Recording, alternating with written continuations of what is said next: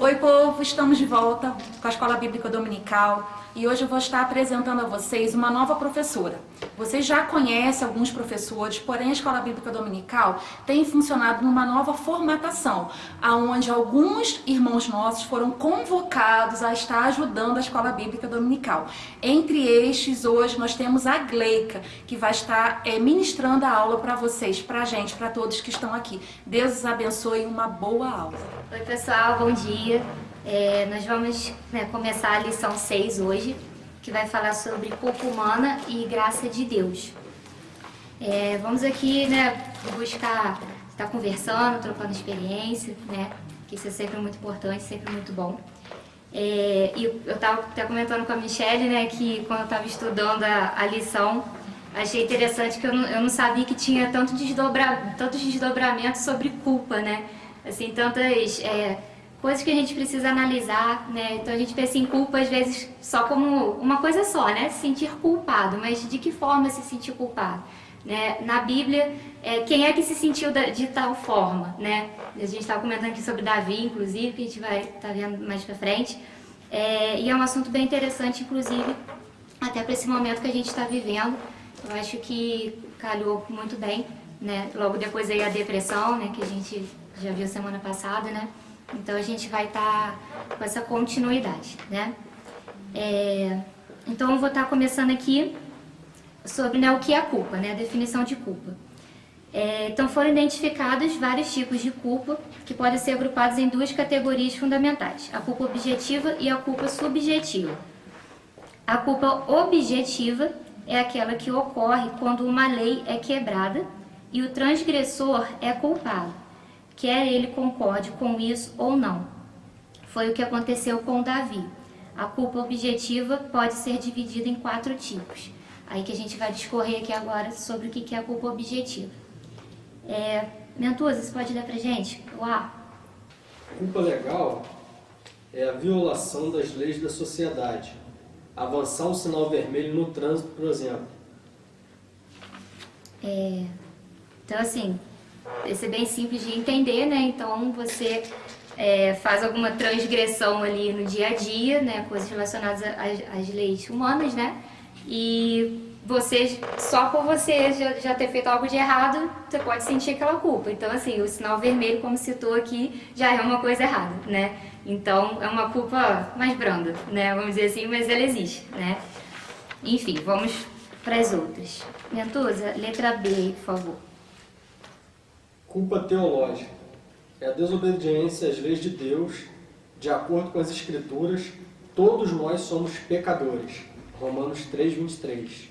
Isso, aí aqui a gente já entra na culpa já relacionado às leis de Deus, E, assim, a meu ver, vai ser uma culpa, assim, que a partir do momento que você tem um entendimento, do que Deus é pra gente, Quando o Espírito Santo, ele fala, conosco, essa culpa é uma que dói mais, assim. Por mais que as leis humanas, elas vêm, são coisas que também nos preocupam, mas essa parte aqui da culpa teológica, ainda mais o versículo aqui é de Romanos, 3:23, todos nós somos pecadores. Então, é um momento que a gente entende o nosso papel, onde nós estamos, porque muitas vezes eu conversando assim até com outras pessoas, quando você entende essa culpa do pecado, é uma coisa muito dolorida, E aqui, enfim, a gente vai buscar formas de superar essa culpa, de buscar esse entendimento junto a Deus, Alguém quer fazer algum comentário, gente? Culpa pessoal, Mentuza? A culpa pessoal é a violação dos padrões pessoais e entrega aos apelos da própria consciência. Lá em Romanos 14. Isso. Alguém consegue abrir rapidinho para mim o Romanos 14? A fé que tens para ti mesmo perante Deus.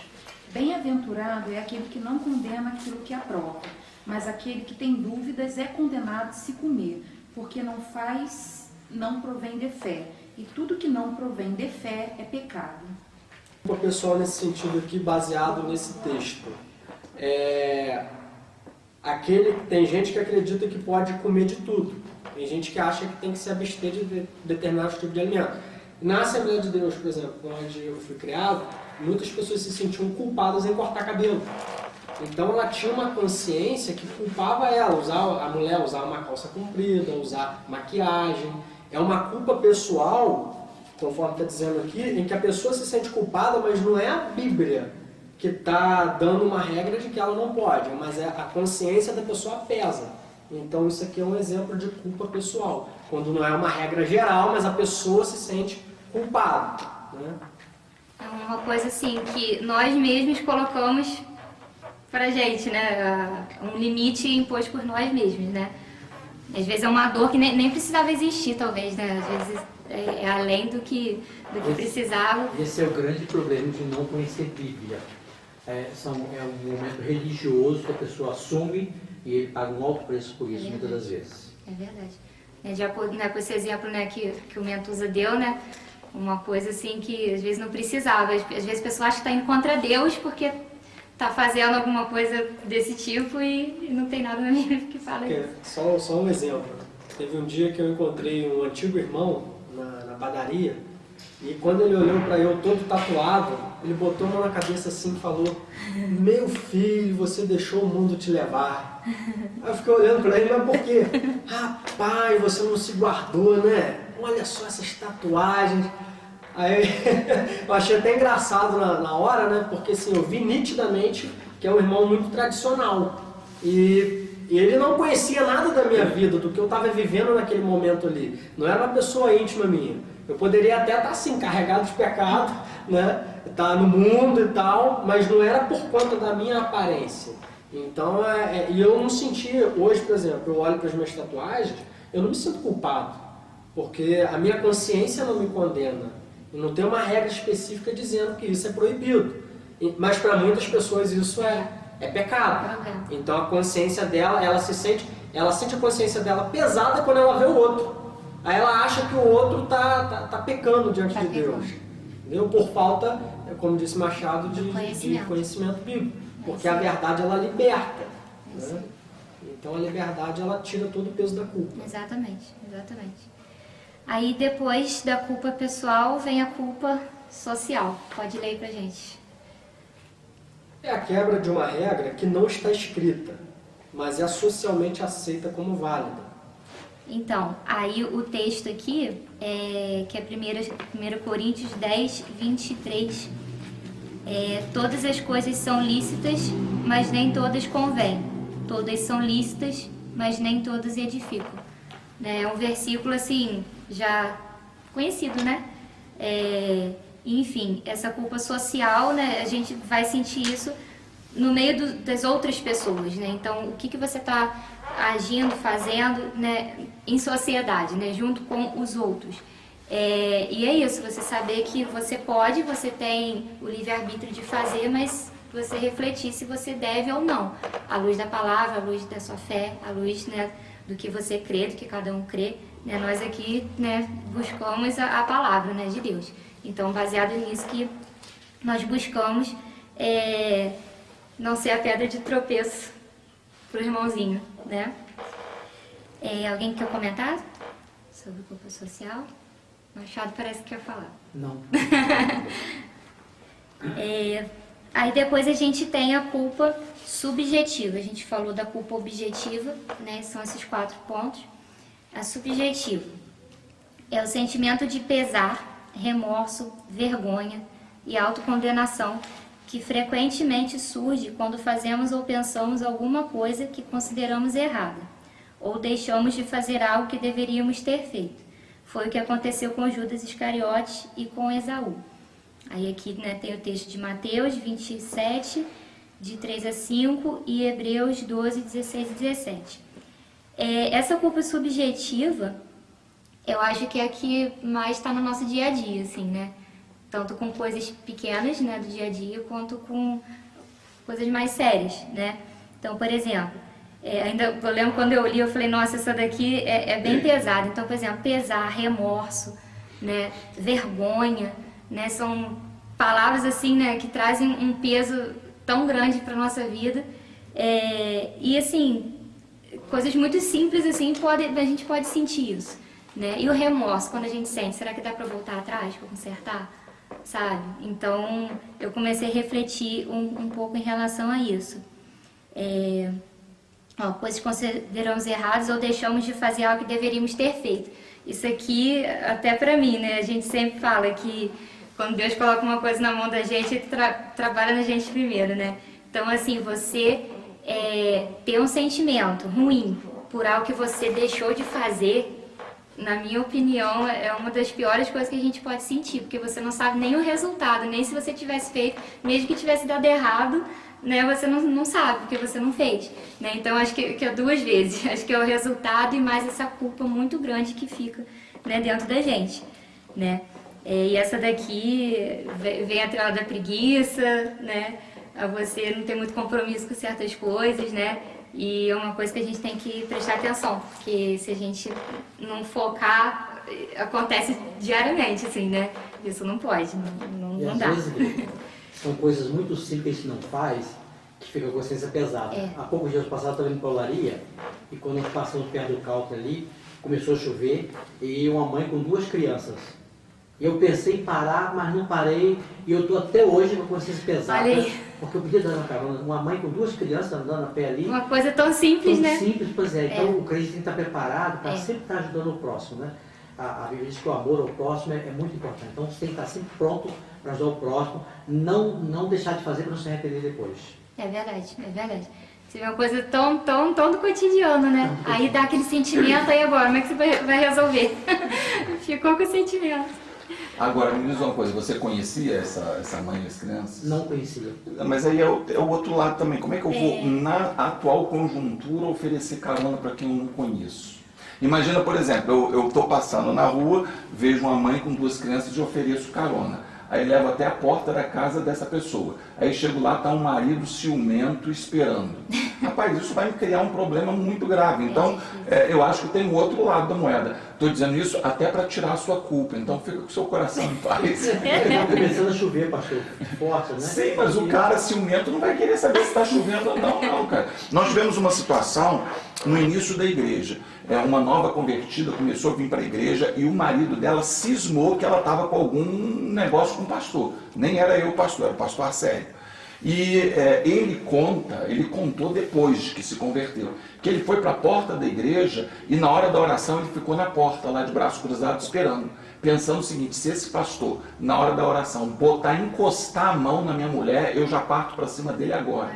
Você imagina o nível de ciúme. Deus ainda deu um livramento que aquela pessoa, uma irmã foi lá e ministrou sobre ela e orou por ela. Agora imagina, então, assim, tem o outro lado da moeda. Nós temos que, é claro, fazer tudo que está ao alcance da gente, mas nós temos que tomar cuidado também com o outro lado, né? Do tipo assim, fugir mesmo da aparência do mal. O Mentuzel falou sobre a questão da tatuagem. Tudo bem, eu não vou justificar o irmão. Agora, Mentuzel botou tatuagem no rosto, se encheu de tatuagem, eu não estou condenando a tatuagem, isso é problema dele.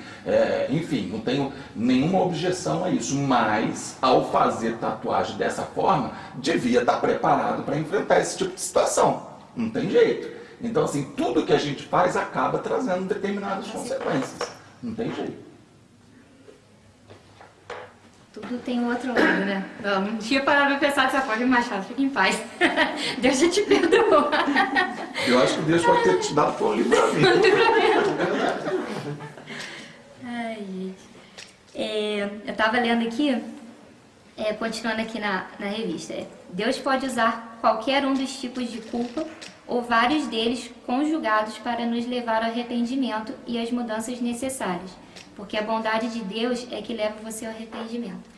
Então, assim, quando eu leio essa parte aqui, por mais que a culpa, né, é algo ruim, Deus pode usar aquilo, né, para te transformar. Então, valeu a pena sentir aquela culpa, valeu a pena você passar por uns dias de sofrimento, né, algumas situações, né, desagradáveis, mas enfim.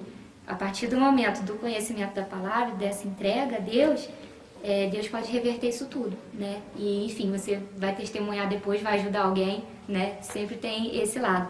Então traz um pouco assim de paz assim pra gente, né? Mas tem que buscar. Se não buscar, não vai reverter essa situação, né? Quando as pessoas falam sobre culpa, geralmente se referem à culpa subjetiva,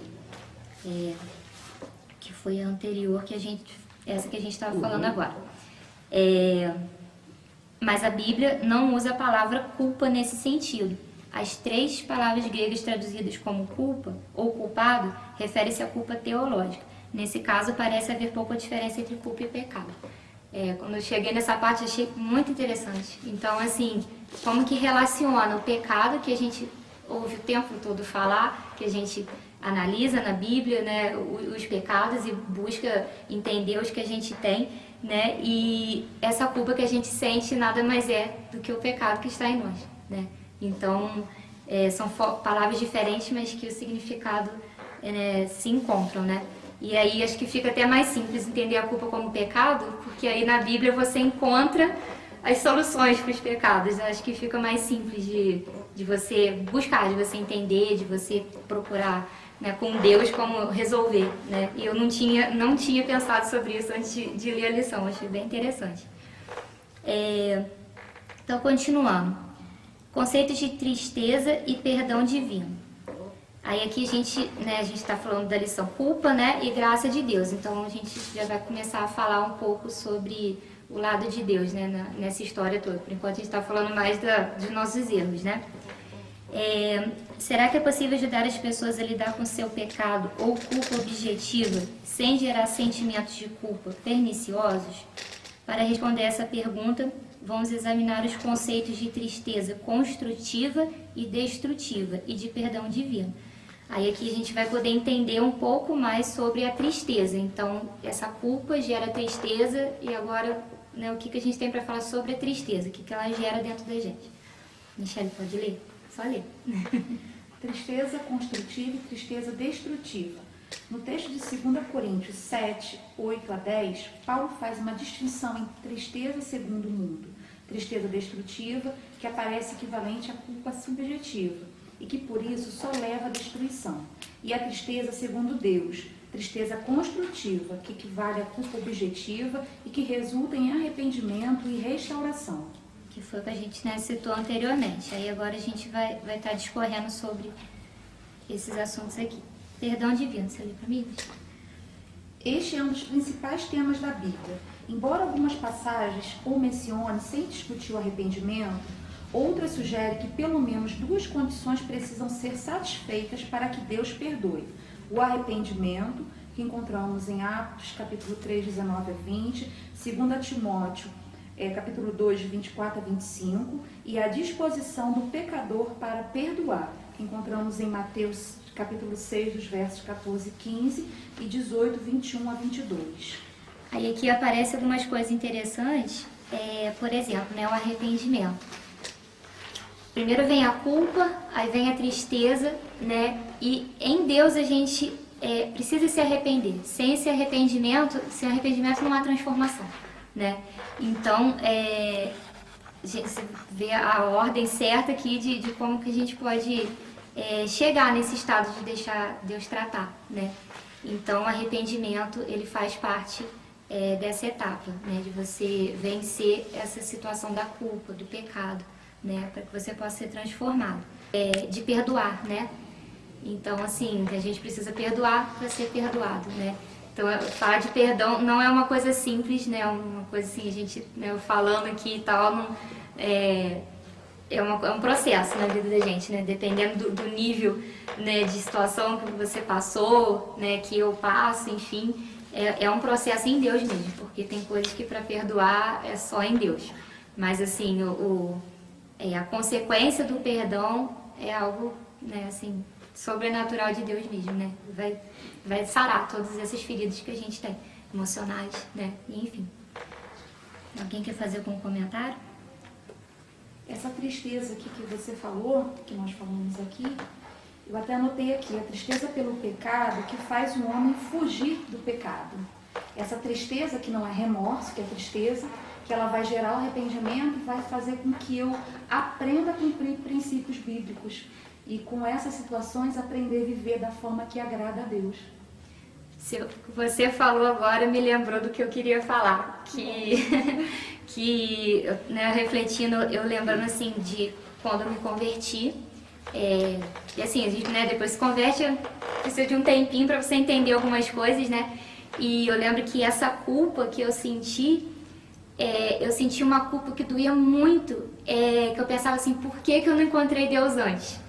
Por que eu não fui a criancinha lá na igreja, bonitinha, aprendendo, e por que eu não, na adolescência não estava tendo as consciências de tudo que eu tenho hoje? Isso me doía muito, muito, muito, né? Então era uma culpa que eu sentia que, enfim, é uma coisa que, por que já foi na minha idade adulta, só Deus sabe, né? Mas tinha que ser naquele momento, né? E era uma culpa que eu sentia. Você falou, me lembrou isso. Mas eu já superei, já entendi, já busquei meus questionamentos lá com Deus. E, enfim, isso já passou. Mas fica aquela coisa assim, poxa, se naquela época eu tivesse o entendimento que eu tenho hoje, como é que seria a minha vida? Né? Às vezes a gente não precisava ter passado por tanta coisa, né, ruim que às vezes a gente passa, né? Falta de conhecimento da palavra, falta de busca, né? A gente não precisa ter uma vida tão difícil, né? Assim, com Deus é mais fácil, né? Os problemas eles vêm, mas ficam muito mais leves, né? E eu ficava com esse sentimento, assim, de eu não precisava ter passado por tudo isso. Mas, enfim, isso forma caráter e até a minha própria vida com Deus precisou acontecer muitas coisas para que chegasse no que para você, mas seus pais não quiseram. Ele sabe da história. Mas assim, eu aprendi, eu tive todo o ensinamento, mas a visão, o negócio a visão que eu tenho hoje é muito diferente. Mas assim, aprender sobre a Bíblia e tudo mais, eu sempre soube, né? Mas deu tudo certo, né, Machado? No final deu tudo certo. Peraí. Agora é causas da culpa, né? Machado, você pode ler pra gente? Parece que ali está voltando essa parte aqui. É o 3. Estamos aqui, ó. Causa da culpa. Causas da culpa. Por que as pessoas se sentem culpadas? As razões podem ser muitas, como apresentaremos a seguir. Primeiro, experiências passadas e expectativas irreais. Os conceitos individuais de certo e errado, bom e mal, geralmente se formam na infância. Na maioria das vezes, são os pais que transmitem esses padrões. Às vezes, esse conceito vem de líderes da igreja que acreditam que o homem pode viver sem pecar. Vamos parar aqui. Gente, essa parte é tão importante. Experiências passadas e expectativas irreais. Aí a gente, né, eu não sou mãe ainda, né, então não posso falar dessa parte, mas posso falar como filha, né. Então, assim, como que é importante a criação, como que a influência dos pais é importante, ensinar o correto, passar o correto, sabe? Então, assim, estava aqui falando, né, que eu não tinha a visão cristã teológica, vamos colocar assim, que eu tenho hoje, mas eu tive toda a base de família e tudo que eu precisava, né, para ser uma boa pessoa, digamos assim, né? Então, eu fico pensando futuramente, eu lembrei do Mentuza, que tem um pequenininho aí, né, como que, gente, é uma responsabilidade muito grande, sabe? Dá medo, assim, né, de você pensar, nossa, eu tenho que formar um ser humano, né? Então, assim, o que eu falar, o que eu ensinar, vai marcar aí pro resto da vida. Agora, Greg, nós hoje somos felizados, porque hoje o crescimento aumentou, a igreja hoje ela está diferente, nem sei dizer se para melhor ou para pior, mas a verdade é que quando eu me converti, por exemplo, o que a igreja ensinava, os nossos líderes não conheciam de Bíblia, tinha alguns até analfabetos. E aí, conclusão, os crentes aprenderam muita coisa errada. Tem muitos jovens aí hoje, ou muitos senhores jovens da minha idade, que estão revoltados com o Evangelho pelo que passaram pela igreja, como você diz. Então, uma família estruturada faz muita diferença. Mas se estiver numa igreja onde os líderes também não saibam passar, as crianças sofrem também. É verdade, é verdade. E olha como é sério, né? Por isso, assim, a responsabilidade de estar aqui na escola bíblica, de falar, o tempo todo que você está nesse lado de passar algo é muito importante. Você pode falar uma coisa que, às vezes, vai tocar negativamente alguém, aí a culpa, aí é o sentimento, né? E é muito sério isso, né? Então, assim, a gente tem que estar o máximo possível, tentando aprender sempre, né? E para estar preparado, né? Para passar, né? Adiante. Enfim, e aqui até um psicólogo poderia falar melhor. Questão dos traumas que a gente fica, né? Você falou aí agora, por exemplo, né? Da questão dos crentes hoje, né? Enfim, as crianças que ficam com traumas e continua adolescente com trauma, um adulto com trauma, e quando que isso vai parar? Né? Alguma hora tem que parar. Às vezes ele vai ter consciência dele buscar e ele conseguir resolver isso com Deus, às vezes não. Então é uma situação assim de culpa, né, que a gente está vendo aqui, que é bem Deixa eu só falar um importante. pouquinho. Sim. É interessante porque quando você fala de culpa, né, e a gente, eu remonto a minha idade, como jovem, criança, né? Então a culpa está muito assim associado a nós desde a infância, né? A culpa é de quem? Fazer uma traquinagem, a culpa é de quem, né? E normalmente aquele que era, vamos dizer assim, não era o mais esperto dentro dos padrões da época, ficava sempre com a culpa, né? Então a gente vem vivendo essa realidade no mundo. As crianças vêm crescendo com pouca, com mais ou menos, com muita culpa, mas isso assim é tão importante, tão real, que isso faz de nós adultos que trazemos culpas assim da nossa infância, traumas da nossa infância, né? De nós, injustiças, né? Que às vezes você assumia a culpa de alguma coisa que não foi você que fez. Então você acaba levando para a sua vida uma série de repercussões ruins, né? Até você chegar ao conhecimento da palavra de Deus, né? Que você pode colocar todas as suas culpas, todos os seus medos, as suas deficiências aos pés do Senhor, que Ele te cura, que Ele te perdoa, que Ele te faz uma mudança dentro de nós. Então, o Evangelho, a palavra de Deus, assim, é tão maravilhosa porque ela consegue fazer conosco coisas tão preciosas que hoje eu não seria a pessoa que eu sou se eu não tivesse me livrado das culpas do passado, das culpas da minha infância. E eu sei que cada um de nós aqui tem essa história, tem culpas, tem coisas que você assumiu lá que não era sua. E isso traz uma carga emocional, uma carga tão ruim em cima das pessoas, e às vezes as pessoas não têm condição, não conseguem se livrar disso. Isso é uma coisa assim, extremamente importante. Então, esse tema é assim, muito importante porque a Bíblia fala de culpa. A Bíblia fala que nós somos inculpáveis, né? Nós somos indesculpáveis. Então, a culpa é inerente à nossa vida, a vida do ser humano, do homem e da mulher. E Jesus veio para quê? Para tomar a nossa dor, a nossa culpa, levar para o Calvário, morrer por nós, perdoar os pecados, tirar de nós a culpa e nos sarar. Porque tem muita gente hoje doente, talvez pessoas que estejam nos ouvindo agora, estão doentes por culpas de coisas passadas, que está fazendo ela não romper na fé, na vida profissional, na vida familiar, e uma série de outras áreas que não tem nada a ver com Deus ou com as pessoas, é com ela mesmo. Se ela resolver essas culpas e entregar na mão do Senhor Jesus, Ele cura, Ele traz a libertação, traz a purificação, Ele perdoa. Então, assim, é extremamente importante esse tema, e bom que você está conduzindo de forma tão inteligente, a gente pode concluir que realmente isso, hoje, dentro da igreja, dentro do nosso dia a dia, é muito importante esse debate e trazer à luz da palavra a culpa. Sim. Porque tem uma solução. E essa solução é Cristo Jesus. Agora, Mário, tem uma solução. Mas uma criança que nasce num lar estruturado e numa igreja estruturada, fica muito mais fácil para ele. Eu peguei, ela tinha uma família estruturada, porém teve culpas na sua infância. Mas quando a criança nasce num lar estruturado, numa igreja estruturada, tudo fica mais fácil. Mas não quer dizer que ela não vai ter. Vai ter.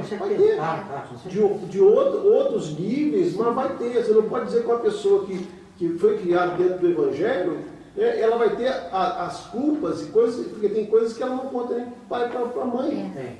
Tem coisas que vai acontecendo conosco, nós éramos criança, que o pai e a mãe não sabia, talvez não sabe até hoje. Como jovem, adolescente, que a gente apronta pra caramba, tem coisas que a mãe e o pai não sabem, mas Deus sabe.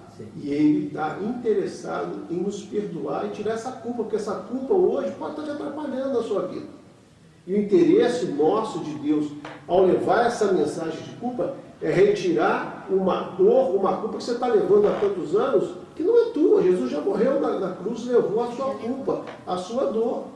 Né? E tem solução para mim, tem solução para nós em Cristo Jesus. Né? Então, culpa não escolhe casa, se é do cristão ou do não cristão, se é isso, aquilo. Culpa nós temos. Talvez hoje, né, nós estejamos aqui, mas tem culpa no coração. Então é hora de nós colocarmos diante de Deus, do Senhor Jesus, porque Ele é aquele que remove a culpa do nosso coração, sara a nossa alma, porque não tem coisa melhor do que você ter paz no coração, alegria, né?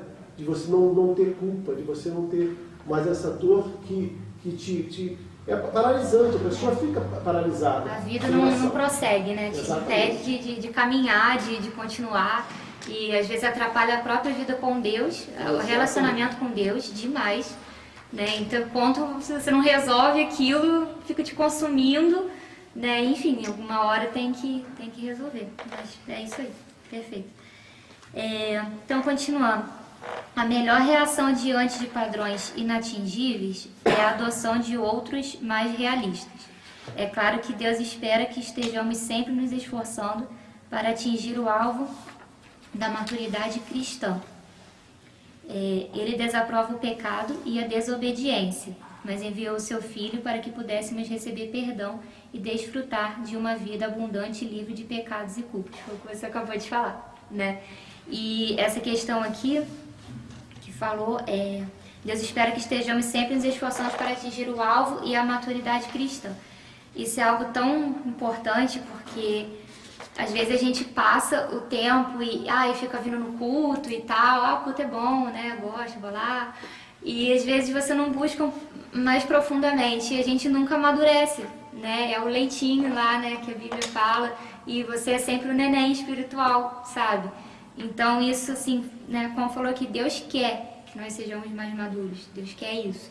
Então assim, a gente pode o quê? Desfrutar de uma vida com Deus assim, muito além, sabe? Quando a gente tem mais entendimento, busca mais e ora mais, sabe? Busca questões assim mais do alto, né, do que só vir no culto, né? Então, Deus quer isso, Ele quer esse relacionamento com todos nós, né? E, enfim, você pode desfrutar de tanta coisa maravilhosa porque você amadureceu, né, na sua vida cristã, né? Então, a escola bíblica está aí para isso. Número 2. Fabiano, pode ler pra gente? Inferioridade e pressão social. É difícil saber se o sentimento de inferioridade gera o sentimento de culpa ou se é o sentimento de culpa que produz a sensação de inferioridade. Vivemos num mundo que jaz no maligno, sofremos críticas e, por vezes, sem que percebamos, acabamos envolvidos inadvertidamente nesse tipo de pecado. Repreensões podem evocar sentimento de culpa tanto na pessoa que critica quanto na que é criticada. E cada uma delas procura aliviar sua culpa como pode, criticando outras pessoas e se justificando. Isso foi o que aconteceu com o filho mais velho, no relato do filho pródigo, que está lá em Lucas 15, 25 a 30. Enfim, a gente, né, já falou até algumas coisas em relação a isso. Inferioridade e pressão social. Hoje, assim, a pressão social, ela tá sempre aí, né? As pessoas julgam, a gente julga, né? Enfim, a gente nunca sabe o que a gente fala ou o que a gente faz, a forma como a gente age com o outro, o que pode estar causando, né? São essas marcas que a gente está falando aqui, essas culpas que às vezes não é sua, né? E que a gente acaba tomando, né, para nós. E, enfim, isso gera tantos problemas, né? Inferioridade, né? Pensei aqui, gente, eu não sei se isso é muito de mulher também, pressão com aparência, essa questão toda me fez tanto lembrar aqui agora de inferioridade, sabe? E assim, gente, Deus não falou nada disso pra gente, sabe?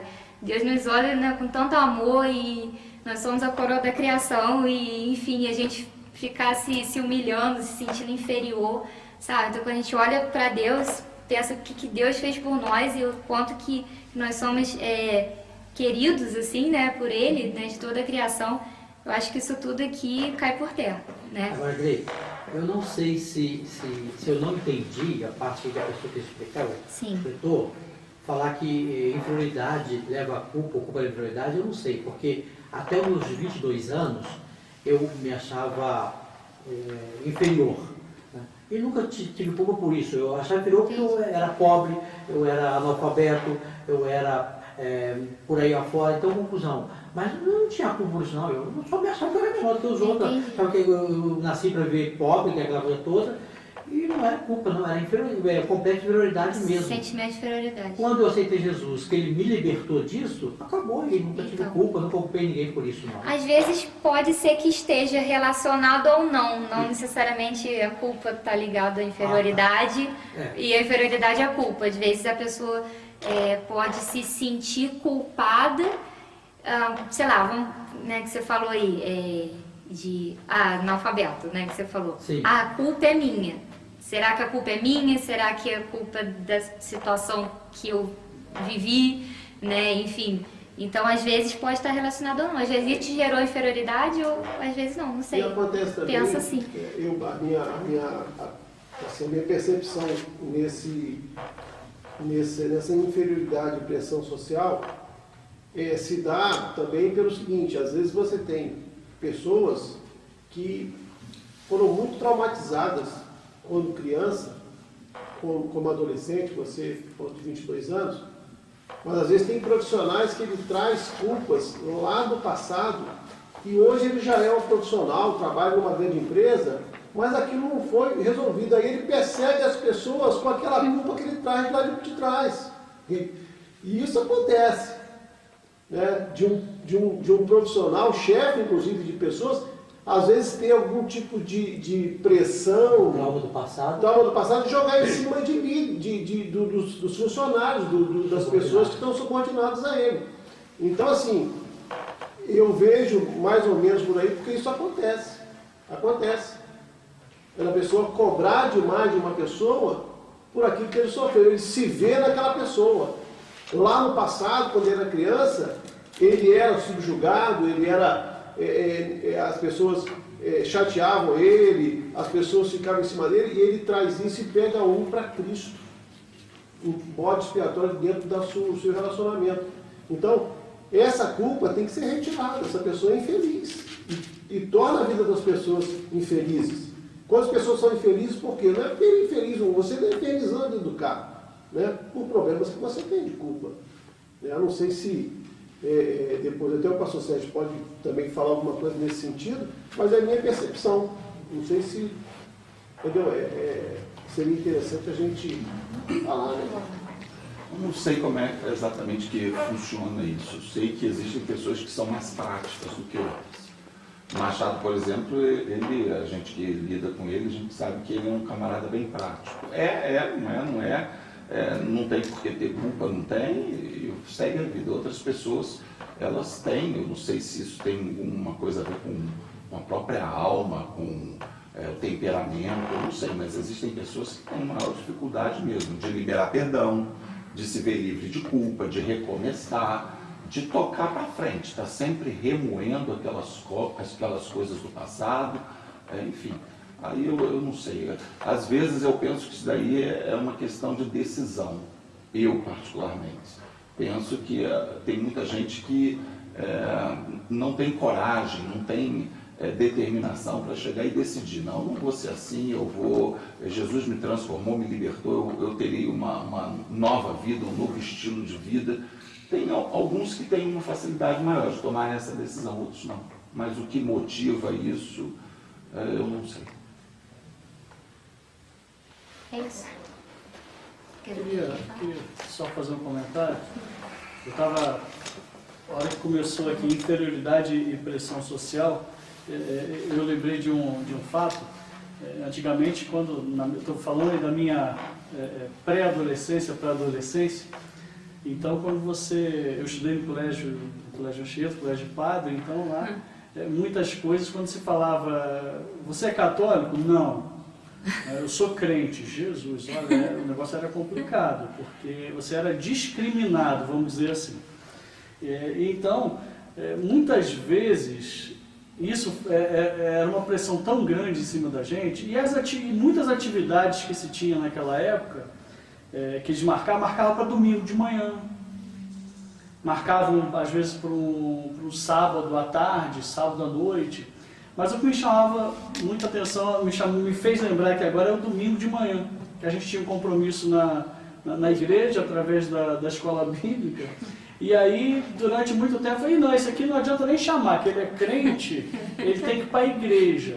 E quantas vezes aquilo trazia ao longo do tempo, foi trazendo um sentimento de inferioridade, né? Parecia que a gente realmente era inferior porque não podia participar de nada porque eu era crente. Parecia que estava errado, né? Parecia que estava errado. E que hoje a gente pode entender, né, que graças a Deus que foi assim. Mas que parecia ser um complexo de inferioridade que a gente naquele momento tinha e falava, puxa vida, porque tinha uma pressão social. Com certeza. Porque na verdade você ali não participava do grupo. Exatamente. Né? O grupo não era a sua característica, você era diferente, né?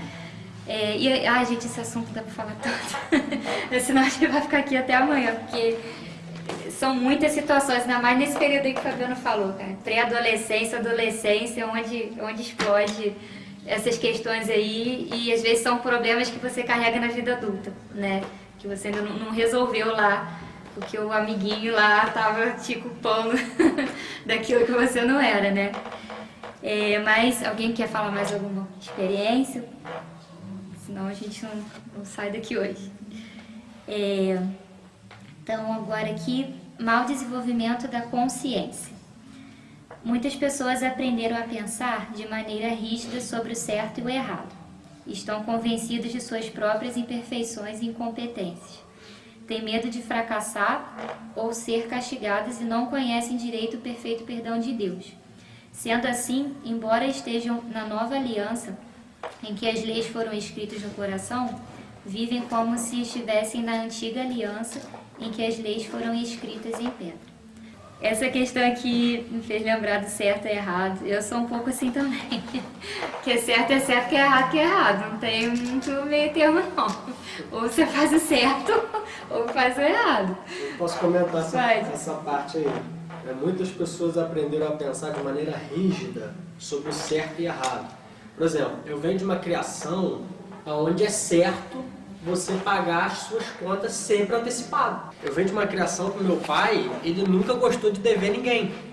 Meu pai nunca gostou de dever ninguém. E isso assim, fez com que ele estivesse, né, assim, estacionado no tempo, durante um tempo. E quando eu comecei a trabalhar, eu já comprei minha primeira moto, então fiz em 50 prestações, ele ficou doido, né? E hoje, nessa atual a situação que a gente está vivendo hoje, onde a gente acaba, né, fazendo contas e fazendo dívidas e tendo que arcar com situações assim, né, financeiras, hoje, se eu me deixasse levar apenas pela essa crença assim, dos meus pais, eu estaria doido. Eu estaria hoje assim, estressado, eu estaria a ponto de dar um infarto, né? Então, o que eu estou buscando nesse momento? Pessoas mais experientes, pessoas que estão passando pela mesma situação que eu, para eu não sentir-me culpado nesse momento, né? De não poder arcar com a despesa do aluguel e essas questões, né?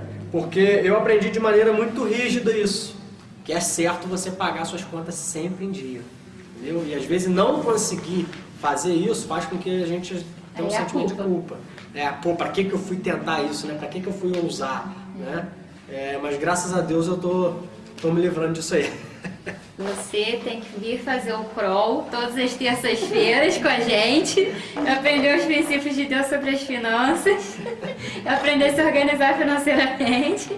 Eu vou fazendo propaganda aqui, porque está sendo muito bom. Pena que a gente teve que parar aí por causa do corona, mas é muito bom. No próximo, ó, é uma boa, viu? Todo mundo precisa, todo mundo, porque lidar com isso daí não é simples mesmo.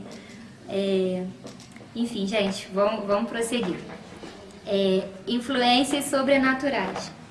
A culpa objetiva teológica e os sentimentos de culpa subjetiva entraram na história da humanidade a partir do pecado original. São instrumentos do Espírito Santo para nos convencer do pecado, mas podem ser usados contra nós pelo diabo. A gente falou aqui já antes de que esses sentimentos, às vezes que são ruins, de culpa, que Deus pode usar isso para nos transformar, para restaurar o que precisa. Mas a gente também tem esse lado, sempre tem um outro lado da história, que às vezes o inimigo pode usar esses sentimentos para intensificar o que você está sentindo, Então às vezes é uma culpa que às vezes nem precisava te machucar, mas a influência, aquela coisa de falar no ouvido, às vezes você nem está pensando naquilo, às vezes é algo que você já passou e a influência do inimigo pode vir nesse ponto, E a gente tem que tomar cuidado com isso, Então, orar, vigiar e orar, Sempre tá constante vigilância nesse sentido, para não deixar o que não é necessário te corroer mais do que precisa, Então, sempre nessa busca em Deus, Não deixar outras coisas virem te perturbar, Às vezes são pessoas, que acusam, e falam coisas com você, você fala, isso daí não precisava ter ouvido isso hoje, aí você fica mal o dia inteiro, com aquilo, Enfim, então tem que passar por cima dessas coisas aí. Tem coisas que a gente tem que passar, porque se absorver tudo a gente não aguenta, São muitas culpas que a gente se coloca, E, enfim, vamos continuar aqui. A gente já tá... Isso. Efeitos da culpa. Pode ler pra gente? Pode. Infligir a lei pode levar à prisão e condenação, mesmo que a pessoa não se sinta culpada. A culpa social pode gerar críticas de outras pessoas. A culpa pessoal leva muitas vezes à autocrítica e à autocondenação. A culpa teológica tem consequências ainda mais sérias. Deus, que é justo e santo, não faz vista grossa para o pecado. De acordo com a Bíblia, a punição para o pecado é a morte. Embora Deus, por sua graça, perdoe e dê vida eterna quando depositamos nossa fé em Jesus, que morreu pelos nossos pecados. As pessoas geralmente procuram um aconselhamento por causa de sentimentos de culpa. Esses sentimentos exercem influência de diversas maneiras. Essa autocrítica, autocondenação, dependendo do nível, sem uma opinião, do nível que você se coloca em relação a isso, pode gerar um estágio, assim, às vezes até de levar à própria depressão. Então, às vezes você tem coisas que você gostaria de ser, ou de fazer, ou de ter, e você coloca aquilo tanto crítico para si, por que eu não consigo isso, por que eu não sou assim, por que eu não sou assado. Às vezes não é para ser para você, às vezes não é para você ser daquela forma, mas você às vezes olha o outro e quer ser igual ao outro, mas o outro é o outro, você é você. Deus te ama do jeito que você é. A gente tem que estar sempre buscando consertar as coisas erradas e melhorar. Mas essa questão da autocrítica, pelo menos para mim, assim, destacou muito dessa questão da culpa. A gente, assim, eu acho que deve ter um nível, assim, de até onde a gente pode chegar. Então, assim, um nível de se criticar para você consertar, mas não de você se condenar, senão leva a questões muito piores, Alguém quer fazer mais algum comentário? E aqui também em relação à culpa teológica, a gente já falou um pouco, que tem consequências mais sérias. Deus, que é justo e santo, não faz vista grossa para o pecado. Então, são os pecados que a gente comete. E você pensar que está desagradando a Deus, é pior do que tudo, além de qualquer culpa que você possa sentir com você mesmo. Então, é uma reflexão para a gente fazer também. A punição para o pecado é a morte. Então, é um distanciamento de Deus, enfim, que a gente vai ter. Então, a gente deve buscar prestar atenção nisso também. Vamos lá. Aí a gente tem aqui falando sobre os efeitos da culpa, o que a culpa causa. Pensamentos defensivos. Esses se manifestam quando colocamos a culpa nos outros, negamos o erro cometido, afastamos-nos das pessoas ou procuramos boas razões ou desculpas para justificar nossas ações. mas agindo assim corremos o risco de repetir esse mecanismo indefinidamente. Então, assim, o problema é sempre com os outros, nunca comigo, né? Isso aí é uma coisa que acho que todo mundo já passou um dia, né? Só que se a gente não observar e quebrar isso, fica no automático, né? E a gente fica só desculpa e nunca você para se tratar, né? Então, o que ele falou aqui no final, né? Repetir esse mecanismo e não deixar você entrar no automático, né? E a gente não parar para pensar antes, poxa, eu não precisava ter falado assim, não precisava ter agido assim, né? E pensar assim, eu errei. Às vezes é difícil, eu falo por mim mesmo, você admitir que você errou. A gente nunca quer errar, a gente só quer acertar, né? Então você fala, poxa, eu errei, eu vacilei aqui. E às vezes falar isso pra alguém não é fácil, né? Você admite pro outro que você que estava errado, que tal coisa aconteceu que você deixou de fazer, que você fez de forma errada. Então é uma coisa assim, que a gente tem que prestar muita atenção, pra não ficar todo dia dando desculpa, né? E na defensiva, sempre na defensiva. Reações de autocondenação. Sentimentos de culpa quase sempre geram ansiedade e sentimentos de inferioridade, como a gente já falou, né? Inadequação, fraqueza, baixa autoestima, pessimismo, insegurança, que são meios da pessoa se condenar. Em alguns casos ocorre autopunição e até mesmo propensão a acidentes. Frequentemente a pessoa tem ira reprimida. Essa foi a reação típica de Caim em Gênesis, né? Isso tudo que a gente falando aqui, né? Dessa autocrítica, de você se culpar. Olha quantas coisas acontecem, né? A gente falou aqui de várias delas, né? Então, essa inferioridade, você se achar sempre pior do que os outros, né? Seja em vários sentidos. O Fabiano que citou lá a questão de ser diferente dos outros, mas não tinha nada de errado, né? Todos esses sentimentos que vão gerando. Depois, reações físicas. O sentimento de culpa, como qualquer outra reação psicológica, pode gerar sintomas físicos. O corpo enfraquece e acaba entrando em colapso. Essa ocorrência se chama somatização. Se duradoura, pode tornar-se uma patologia. Davi testemunha isso no Salmo 32, de 3 a 4. Esse aqui, assim, pra mim, quando eu li, achei uma das coisas assim, mais sérias. Pensar que um sentimento pode te levar a ter um problema físico, né? Isso acontece muito, né? Muitas doenças vêm disso. Então, não só aqui, né, falou o corpo enfraquecido, enfim, mas gerar doenças mais sérias também, né? Deixa eu ler essa parte aqui de Salmos. Eu já estava até comentando sobre Salmo... Cadê? 32. 32. Isso. Enquanto calei os meus pecados, envelheceram os meus ossos, pelos meus constantes gemidos todo dia, porque a tua mão pesava dia e noite sobre mim, e o meu vigor se tornou em sequidão de estio.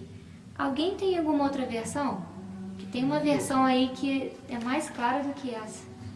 Diferente, que eu li outra versão que estava mais simples. Mas assim, quando eu li esse salmo, essa parte, né, que Davi fala, né, enquanto calei os meus pecados, envelheceram os meus ossos, pelos meus constantes gemidos todo dia. Então aqui, como que ele demonstra a dor física que ele estava sentindo por entender o pecado. É aquilo, né, que a gente estava falando anteriormente, essa consciência do pecado, o que gera. Quando eu citei lá o que eu senti, os meus sentimentos, quando eu tive consciência, né, de tantas coisas que eu aprendi, e essa parte de Davi me chamou muita atenção. Então aqui está muito claro o que ele está falando sobre a dor física, né? Então transferiu do sentimento para o físico, né? Como que isso é incrível, né? Mas acontece, né? Cadê? Dor moral, né? A dor moral diz respeito a uma profunda angústia moral provocada no indivíduo pela compreensão de ter cometido atos com consequências reais e terríveis, mesmo que investidos de autoridade do Estado. É o caso dos americanos veteranos de guerra do Vietnã e outros tantos personagens correspondentes no Brasil. O apóstolo Paulo confessou esse tipo de culpa no processo de sua conversão e vocação. Isso eu queria ler também, rapidinho.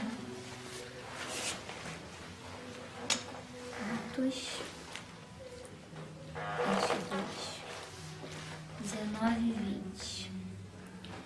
Eu disse: Senhor, eles bem sabem que eu encerrava em prisão e nas sinagogas açoitava os que criam em ti. Quando se derramava o sangue de Estevão, tua testemunha, eu também estava presente, consentia nisso e até guardei as vestes dos que o mataram. Quando eu li aqui também, parei para refletir sobre o que Paulo passou. Enfim, eu falei, gente, imagina a culpa, o que ele não sentiu. Porque ele perseguia os cristãos, matava os cristãos, depois ele se converteu. E agora? Eu estou do outro lado. Eu fiquei pensando assim, nossa, o que será que ele passou com Deus? O que ele aqui está mostrando, reconhecendo o que ele fez, mas não deve ter sido nada fácil para ele. Porque a gente, às vezes, com coisas poucas aqui, igual o Machado falou ali da moça, a gente sente uma culpa, imagina algo tão sério assim, no sentido de perseguir, de matar, de oprimir as pessoas, E eu fiquei refletindo sobre Paulo. Eu gosto muito de Paulo. Paulo ensina tanto. Foi ele mesmo que disse, uma outra referência aqui atrás que a gente não leu, lá em Filipenses 3:12, é que esquecendo-me das coisas que para trás fico, eu prossigo para o alvo, prossigo adiante. Então ele era um cara bem maduro na fé, porque ele sabia que se ele ficasse naquilo lá, ele ia ficar angustiado. Ele não ia conseguir prosseguir, não ia. Imagina ele sentir isso tudo aqui, assim, e ficar tudo que ele fez de errado, como que ele ia, passar tudo que passou com Deus, deixar pra gente, tanta reflexão. Isso é verdade. Então a gente tem que fazer isso também, deixar pra trás, vida nova. Arrependimento e perdão. Graças a Deus, muitos de nós aprendemos a aceitar o fato de que somos pecadores, a confessar nossos pecados a Deus e aos outros, deixá-los e descansar satisfeitos na certeza de que, se confessarmos os nossos pecados, Ele é fiel e justo para nos perdoar os pecados e nos purificar de toda injustiça. Então, enfim, que a gente já falou, essa consciência do pecado, você reconhecer, todos nós somos pecadores, a gente vai pecar a vida inteira, não tem jeito, mas a gente reconhecendo cada ponto que a gente peca e a gente, conversando com Deus, orando, buscando, Deus, Ele já levou os nossos pecados, mas essa busca diária, ela precisa acontecer, a gente precisa se arrepender todos os dias, e é importante falar, eu aprendi isso, a gente tem que falar os nossos pecados para Deus, só pedir no geral, e a gente falar cada um. E eu acho que tem muito a ver com essa questão do admitir o erro, que eu tinha falado anteriormente, que às vezes é tão difícil. Aí quando você está lá conversando com Deus, você admitir para Deus também não é nada simples. Então é uma coisa que a gente precisa buscar, sempre. Senão não vai ter o tratamento necessário. E falando de tratamento, o último ponto aqui agora é o tratamento adequado para a culpa. É bom lembrar que o que Deus espera de nós não é a perfeição, mas sim uma tentativa sincera de fazer sua vontade, conforme a entendemos e da melhor maneira possível. O Deus compassivo também ama incondicionalmente e perdoará os nossos pecados sem exigir de nós expiação e penitência. Isto não é mais necessário, porque Cristo morreu uma única vez pelos pecados, o justo pelos injustos, para conduzir vocês a Deus. 1 Pedro 3,18. Quando eu estava lendo essa parte, eu falei, ufa, que bom, Deus, Ele sabe que nós não podemos ser perfeitos, Então, que alívio, que Deus fala isso pra gente, Mas não é por isso que a gente não vai deixar de se aperfeiçoar todos os dias, E o que eu achei interessante aqui, a tentativa sincera. Então, Deus, Ele olha o nosso coração, Ele conhece a gente, por inteiro, E esse coração, com essa vontade de mudar, essa vontade de ser melhor, é isso que Deus vê, Então, por mais que às vezes, existem situações que são difíceis, a gente precisa de tempo para aprimorar, mas Deus sabe, Então, com Ele tá tudo certo,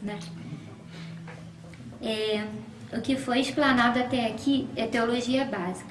E é com essa atitude e a ajuda de Deus que podemos aceitar, amar e perdoar a nós mesmos e aos outros. Esse é o ponto de partida fundamental do tratamento cristão, adequado para a culpa e para os que se sentem culpados. sugerimos outros pontos importantes. Aqui vai discorrer um pouquinho, mas essa parte aqui é essencial. Aceitar, amar e perdoar a nós mesmos e aos outros. Então, assim, se a gente pensar que Deus já levou os nossos pecados e Ele nos perdoou, por que a gente não vai se perdoar? Sabe?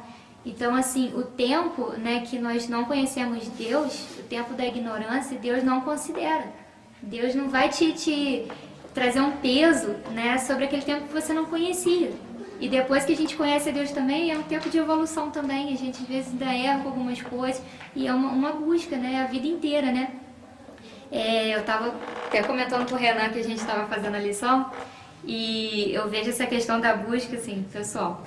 Falei assim, Deus acho que colocou num patamar tão grande o que a gente tem que ser, que a gente tem que buscar sempre. Então eu vejo assim, a gente subindo para tentar sempre ser melhor e chegar no céu e tentar buscar essa perfeição. A gente nunca vai conseguir chegar lá. Mas se a gente não tivesse essa motivação de ficar tentando sempre, né, a gente ia ficar parado. Tô salvo aqui, né? E, enfim, já conheço Deus e a gente nunca ia buscar transformação, né? Mas acho que Deus deixa, né, na Bíblia sempre coisas assim para nos instigar a ir atrás, sabe? E a buscar coisas melhores, sabe? Experiências diferentes. E essa questão da gente se perdoar, né? Assim, não consigo imaginar assim, se Deus me perdoa, por que eu não posso me perdoar? Isso para mim é como se não fizesse sentido. Mas assim, se qualquer pessoa passar por isso, é o seu tempo, né? Cada um tem o tempo de se entender e buscar assim, nossa, eu passei aquele tempo, mas agora é uma vida nova. Quanto você disse aí, Krieger, muitas pessoas não entendem isso, né? Sim. A salvação ela é imediata. Qualquer pessoa que seja Jesus está salvo. Agora, essa busca aí é santificação. Sim. Quanto mais se santifica, mais perto de Deus você está. Sim. Mais feliz, mais intimidade com Deus. Então, isso é santificação, devemos buscar a todo instante. Agora, alguém que seja Jesus hoje já está salvo hoje mesmo. Sim, sim. Assim, é só o que eu disse no sentido assim, de que, porque eu tô salva, eu não vou fazer mais nada, sabe? Tô aqui tranquila, né? Mas a palavra é essa aí, santificar. Essa santificação tem que ser constante. Aí aqui está falando sobre a questão do tratamento, né? Então, compreender e aceitar os culpados. Você pode ir para mim, Michel? Você podia fazer a conclusão.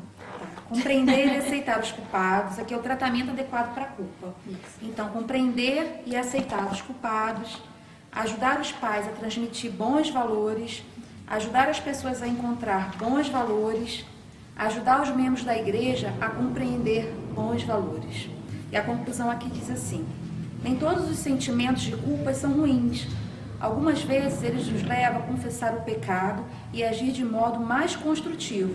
Veja o exemplo do apóstolo Pedro, antes e depois do Pentecostes. No entanto, sentimentos de culpa são nocivos quando perduram sob forma de influências paralisantes. São esses sentimentos de culpas perniciosos que queremos evitar e eliminar. Nenhum de nós vai alcançar a perfeição nesta ou em qualquer outra área aqui na Terra. Apesar disso, somos aceitos por Deus, recebemos o perdão incondicional quando confessamos os nossos pecados e temos a garantia de que um dia alcançaremos os padrões divinos por causa do que Cristo fez e está fazendo em nosso favor. Foi o que o Machado falou, né? Esse processo de santificação. Salvo nós somos, mas esse processo a gente passa enquanto a gente estiver aqui e temos que desejar buscar esse processo. E aí, você quer fazer a conclusão? São questões assim que eu achei interessante, que a gente tem que observar no nosso dia a dia, né? Essa questão da culpa. Às vezes a gente se culpa muito por coisas, você não para analisar, não para orar, não para, né, refletir sobre isso e se consertar, né, com Deus e deixar Deus agir. Então é isso. Chegamos então ao final da nossa aula. Espero que você tenha acompanhado, tenha sido abençoador em sua vida. Na semana que vem nós estaremos dando prosseguimento, teremos o pastor Ricardo, conforme eu falei, novos professores estarão agregando ao grupo, colaborando com a gente, e nós vamos estar falando sobre um assunto que é como controlar a ira. Difícil, porém possível. E nós vamos ver na palavra de Deus que é possível a gente controlar a ira. Que Deus te abençoe e tenha um domingo abençoado na presença do nosso Senhor.